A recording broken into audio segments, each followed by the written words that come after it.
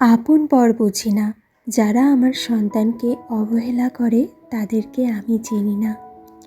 তুমি আত্মীয় হও, বন্ধু হও, পরিচিত হও, যেই হও না কেন, আমার সন্তানের সাথে অবহেলা করেছো মানে আমার কাছে তোমার পরিচয় সেখানেই শেষ। এরপর থেকে তুমি কে আমি জানি না, চিনিও না, আর ভবিষ্যতে আর কখনো কোনো দিন চিনবও না।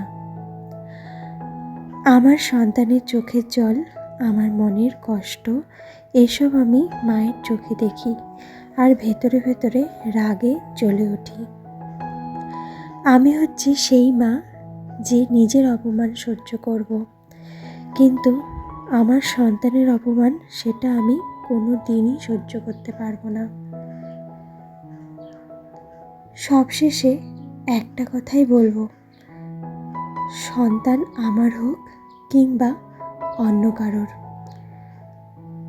যারা বাচ্চাদের অবহেলা করে আসলেই কি তারা মানুষ?